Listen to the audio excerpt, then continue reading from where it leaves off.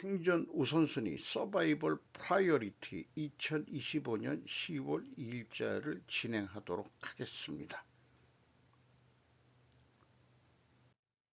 오늘의 편집 내용들입니다. 모순 사고방식의 해법은 자주국방은 동맹국방이 전제 조건이다 라고 제가 제목을 붙여봤습니다. 안규백 국방장관의 말을 갈등 구조도로 그려봤습니다. 자주국방을 위하여는 반드시 강한 국방력이 있어야 한다. 강한 국방력이 있기 위하여는 반드시 북한을 적으로 보아야 한다. 한편 자주국방을 위하여는 남북대화 낮은 단계 시작을 해야 한다. 남북단계 대화 낮은 단계를 시작하려면 반드시 북한을 동포로 보아야 한다. 북한을 적으로 본다는 것과 북한을 동포로 본다는 이중잣대의 갈등과 대립이 생기게 됩니다. 김정은은 모순을 해소하기 위해 남한을 동포로 보지 않고 주적으로 본다고 했다. 이 갈등을 안 하겠다는 얘기죠. 그래서 북로 북중 관계를 강화하는데 우리는 전작권 타령, 숨은 의도는 미군 철수 아닌가?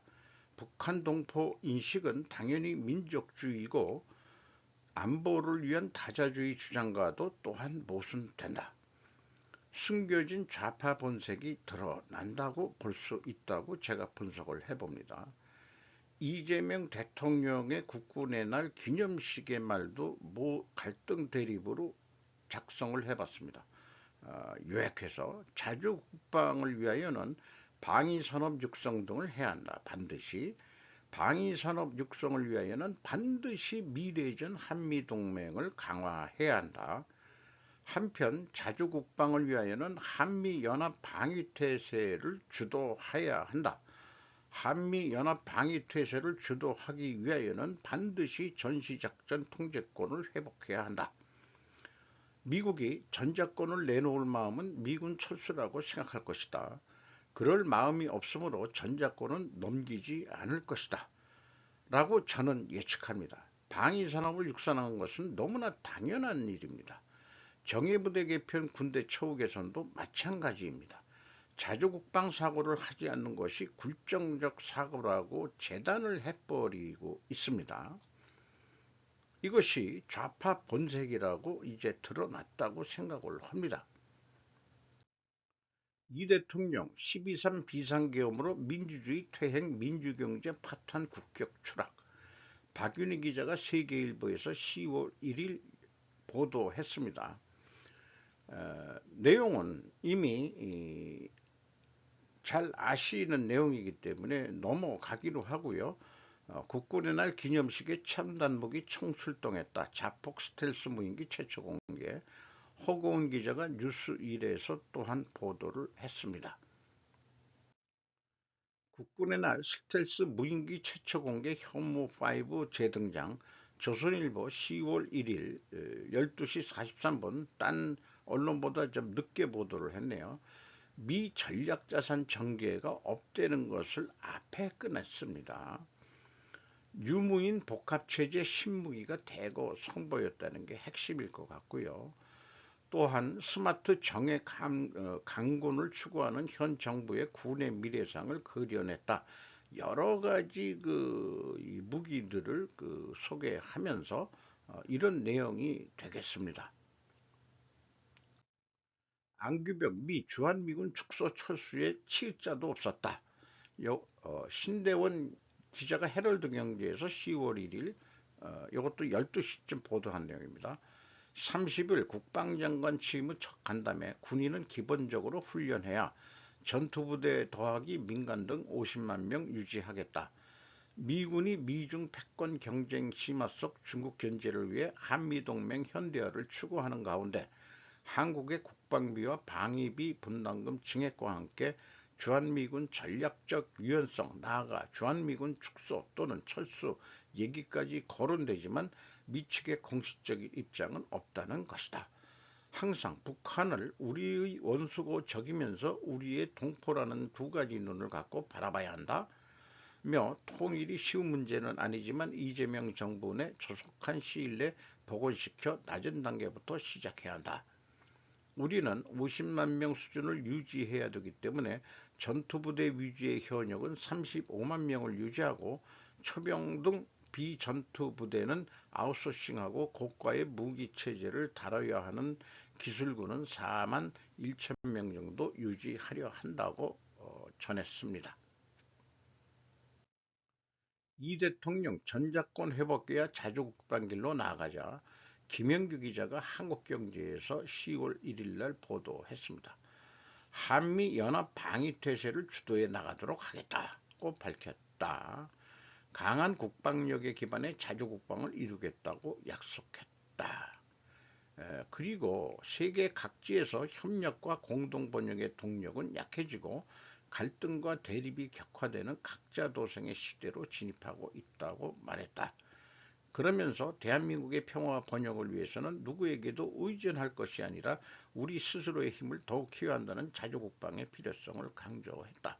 그래서 자주국방을 위해서 스마트 정예강군 재편 방위산업 적극 육선 군장병 처우 개선 등 세 가지를 약속했다.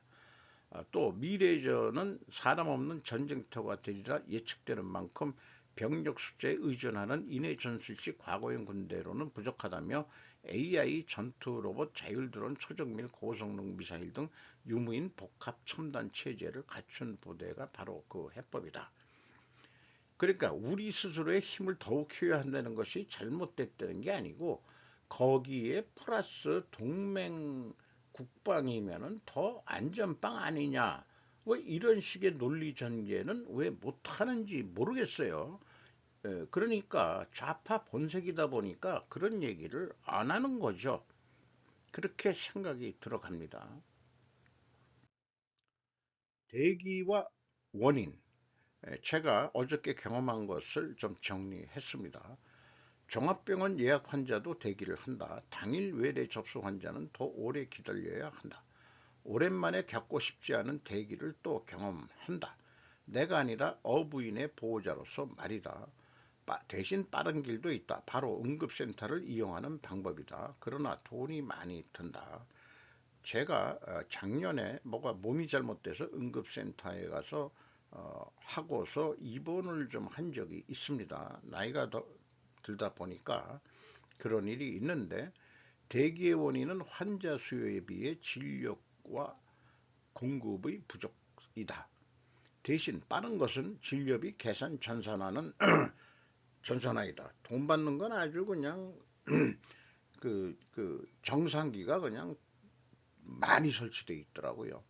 종합병원이 돈 받는 것에는 효율성을 개선했지만 진료와 의사 공급은 수요를 따라가지 못하고 있다.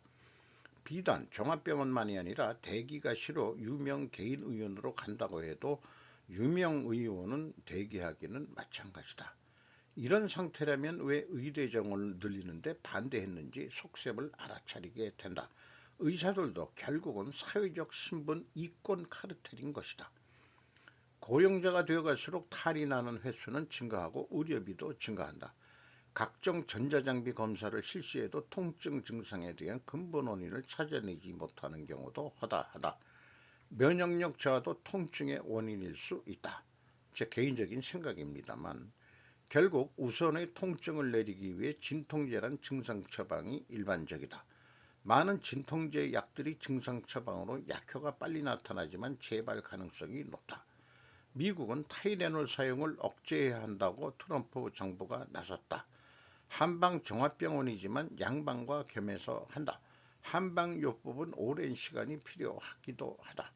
의료만이 아니라 이 사회 문제들의 근본 원인을 분석해내는 것도 시급한 필요 요소이다. 그래야 근본 처방을 생각해낼 수 있기 때문이라고 제가 토탈 한 8시간이 걸린 그 진료받고 약 처방받고 뭐 검사하고 하는데 병원에서 8시간을 집사람이 보낸 거 이것에 대해서 생각을 해 본 겁니다. 회담 결렬 후 정부 셧다운 시작. 죄송합니다. 벤 베르시쿨이 워싱턴 특파원 야후 파이낸서에서 보도했습니다. 의원들과 트럼프 대통령이 협상을 중단하고 마지막 몇 시간을 보낸 후 몇 년 만에 처음으로 연방정부 셧다운이 수요일 이른 아침에 시작되었습니다. 이 중단은 주로 상대방이 정치적 책임을 지도록 하는 데 초점을 맞췄습니다. 화요일 저녁 상원의 쌍둥이 투표가 공화당 법안, 민주당 코커스 의원 3명이 찬성표를 던졌지만 법안이나 민주당의 계획을 추진하지 못하면서 교착 상태의 승리는 확정되었습니다. 타협안은 제시되지 않았고 자금이 소멸되도록 보장했습니다. 연방기관들은 이제 비상계획을 실행하고 수십만 명의 정부 근로자들을 집으로 보내 교착 상태를 기다릴 것입니다. 트럼프는 화요일에 폐쇄 기간 동안 되돌릴 수 없는 일을 할 수 있다며 부분적으로 민주당을 압박하기 위해 셧다운의 잠재적 역량을 강화하겠다고 약속했습니다. 그는 이날 오후 휴업으로 인해 많은 이익을 얻을 수 있다고 덧붙였습니다. 원하지 않았던 많은 것들을 없앨 수 있습니다. 오히려 민주당이 셧다운을 하게 만들면은 그때 우리는 도지에서 못했던 것을 이번에 더 강하게 하겠다. 이번 주도 올해 초 수만 명의 정부 서비스를 떠나도록 유도한 도로 속 포크라는 정부 효율성 부서 프로그램을 수락한 공무원들의 마지막 공식 업무이기도 하다. 셧다운으로 인해 군인을 포함한 공무원들은 일시적으로 급여를 받지 못하지만 많은 사람들이 계속해서 업무 보고를 받아야 합니다.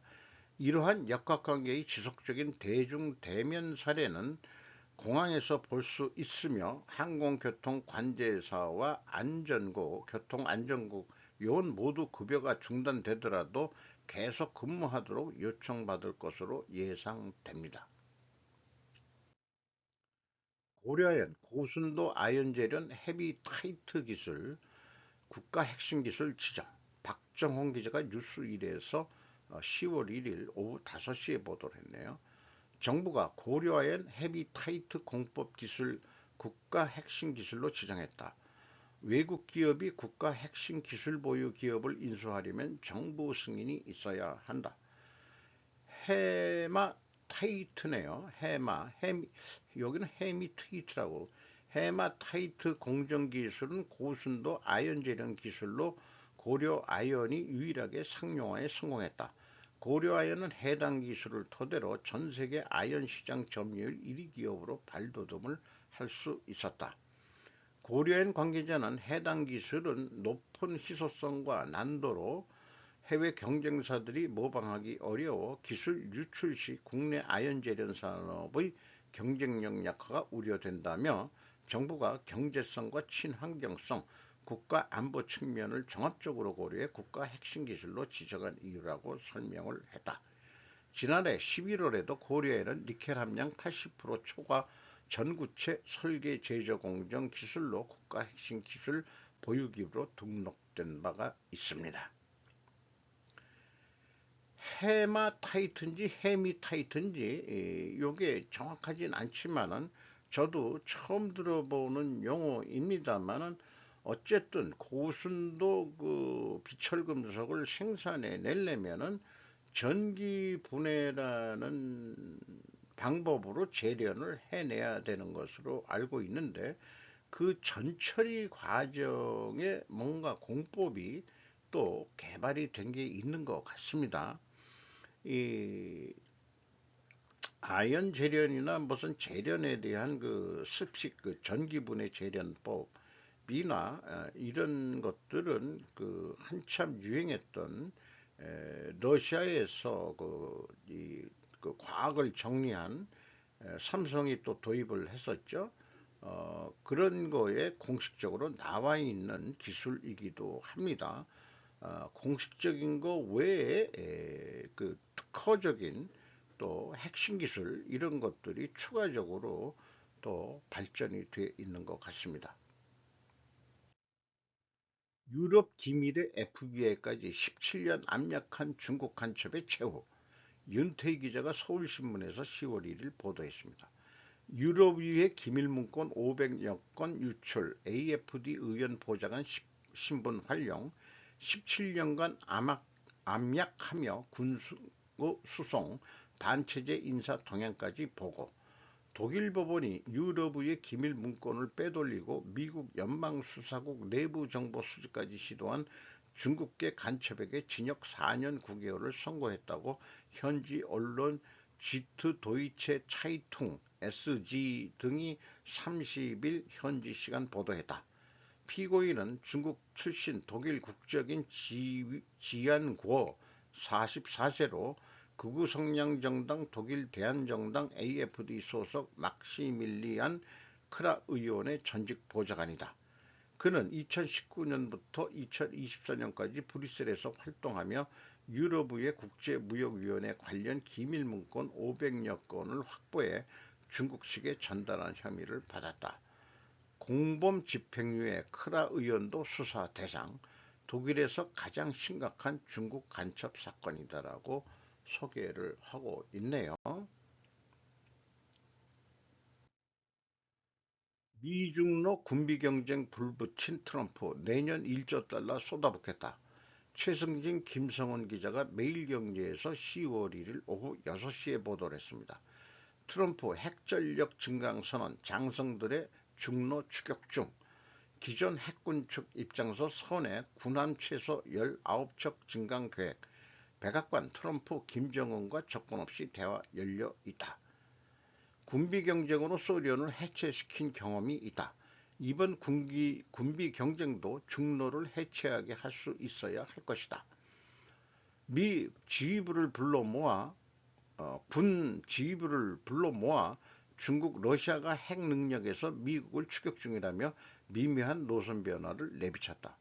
연설에서 핵 업그레이드와 힘이라는 단어를 이례적으로 강조했다.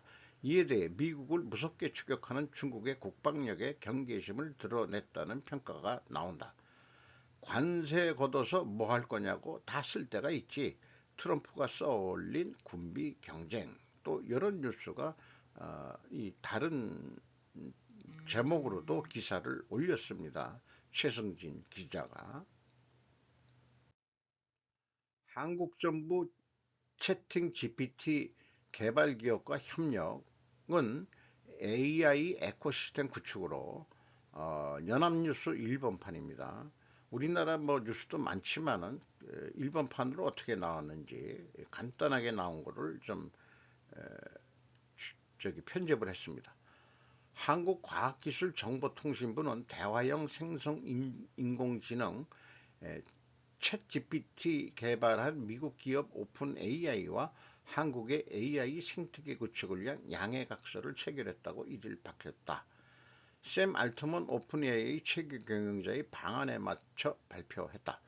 과기정통부와 오픈 AI는 한국 AI 생태계의 각 지역 균형 발전, 공공부문 AI 전환, AI 인재 육성 프로젝트, 국내 스타트업 생태계 활성화 등에 협력한다. 또 오픈 AI가 소프트뱅크, 오라클과 미국에서 진행하는 AI 인프라 투자 계획 스타게이트에 한국 기업이 참여할 수 있도록 협력한다. 아울러 한국이 AI 분야에서 세계 톱 3강국이 돼야 아시아 태평양 지역 AI 허브로 도약하기 위한 협력도 유지한다. 백영원 부총리 겸 과학기술정보통신부 장관은 이재명 대통령과 알트만 씨의 회담에 배석해 AI 분야의 협력 강화 등을 논의했다. 이재명 대통령, 제가 챗 GPT 유료 구독자, 올트만 삼성 SK와 파트너십 기뻐. 이런 뉴스도 김성은 이강원 기자가 머니투데이에서 했는데, 이렇게 뭐 아시아 태평양 AI 허브 뭐 이런 건 다 좋지만 정부 그 전산 시스템 자체 그 데이터 센터를 그렇게 부실하게 관리해 가지고서리 뭔 세계 3위고 나발이고 그런 그 투자라든지 유지 관리 뭐 이런 능력들도 같이 겸해서 가야지 무조건 뭐 그냥 개나 소나 전부 다 AI 이렇게 하는데 좀 베이직부터 튼튼하게 좀 해봐라. 정부부터 좀 모범을 보여가지고 뭐 그렇게 해야 민간한테도 뭐 민간 뭐 카카오 뭐 화재 났었다고 하는 얘기도 있었지만은 어쨌든 그게 겹쳐져 좀 생각이 나네요. 일본서 보도 안 된 한국 해군 창건 80주년 기념 관함식, 알려지지 않은 한국군의 문화, 웨지에서 일본판입니다. 국방일보의 헤드라인은 이재명 대통령과 관련된 내용이 이어지는데 이는 군 장악 움직임과 연동돼 있는 것으로 보인다고 꼬집고 있습니다. 한국의 관함식이 일본에서 보도되지 않는 이유는 사열관은 안규백 국방부 장관으로 강동길 해군 참모총장과 함께 전차 상륙한 천안봉에서 함정 30여 척, 항공기 20여 처대의 수열 부대를 사열했다. 반항 반항시계라는 게 있네요. 높은 조함 기술이 요구된다. 관함시계는 최신형 이지스 구축함 정조대왕함과 한국 해군 최대 헬기 상륙함 마라도함 외에 한국지질자원연구소 탐사선 타메 3호 등이 참석했지만 일본에서는 거의 보도되지 않았다. 그 이유는 이번 관함식이 국제 관함식이 아니라 일본 해상자위대 호위함을 포함한 외국 해군 함정이 불차량기 때문이다. 한국은 1998년과 2008년, 18년 세 차례 국제 관함식을 가졌고 해자 여기서 해자는 해상 자유대네요. 여자 이름 같네요. 해자. 제 그 친척에 해자노라라고 있었는데 18년을 제외하고 참가했다. 문재인 집권 중인 2018년에는 한국 측이 자유함기 우길기 디자인을 내걸지 말 것을 요청하자 해상자들이 참가를 보이콧한 바 있다. 한국에서 독특한 전통과 문화를 가진 해병대. 한국군에서는 장교와 하상을 합친 직업군인을 간부라고 부른다. 그리고 한국군에서 굳이 간부라는 문구를 사용할 때는 하상원을 지칭하는 의미가 강하다. 또 한국군은 차별적 의미를 없애기 위해 하사관을 부사관으로 바꿨습니다. 해병대는 해군에 속하는 조직으로 착상륙작전 등을 임무로 하지만 외딴섬 방어도 해병대가 맡고 있다. K9 자주포는 세계 표준이라고 할 정도로 수출되고 있지만 각국이 도입을 추진하는 배경에는 이 연평도에서의 대포병전이 실적이 있다. 해병대에서는 대원들이 한 번 해병대는 영원한 해병이라는 칭하듯 저녁 후에도 독자적인 문화를 유지하고 있죠. 해병대 뭐 빨간 모자 쓰고 독특하죠. 그래서 이 지필자는 한국의 해병대 문화에 대해서는 나중에 또 자기가 또 조사해서 보도를 하겠다고 그런데 제가 이름을 인용을 못했네요. 유명한 영장류 학자이자 환경보호론자인 제인 구달이 91세 나이로 사망했습니다. 줄리아 자코버가 ABC 뉴스에서 오늘 그 오전 3시에 보도를 했습니다. 유명한 영장류 학자이자 인류학자 그리고 환경보호론자인 제인 구달이 사망했다고 그녀가 설립한 연구소가 밝혔습니다. 그녀는 91세였습니다. 구달은 수요일 소셜미디어에 올린 성명서에서 캘리포니아에서 미국을 순회하던 중 자연사로 사망했다고 밝혔습니다. 윤리학자로서의 발견은 과학의 혁명을 일으켰으며 그녀는 우리 자연세계의 보호와 복원을 위한 지칠 줄 모르는 옹호자였다. 구달은 탄자니아를 처음 여행했을 때 겨우 26살이었고 야생 침팬지에 대한 중요한 연구를 시작했습니다. 구달은 이 종에 대한 연구를 통해 영장류가 인간과 유사한 행동을 보인다는 것을 증명했습니다. 젊었을 때 활동을 시작했고 뭐 이것은 좀 노인이 돼가지고 동물원에 가서 침팬지 있는 동물원에 가서 방문했을 때 사진 여러 사진이 있었습니다만은 젊었을 때 사진과 이제 연세가 드시고 죄인구달 유명하신 분이죠. 어쨌든 에, 사망을 했군요. 91세. 면은 뭐 살 만큼 사신 거네요.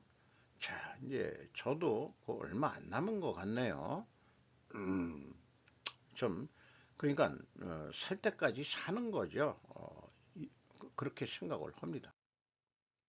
추석과 세계의 마고 숭배 사상, 목루 드라이브라고 그 네이버 치지직에서 한 것을 제가 좀 정리를 했는데, 이건 참고 자료로 화면을 정지해서 읽어 보시면 도움이 될 것 같습니다.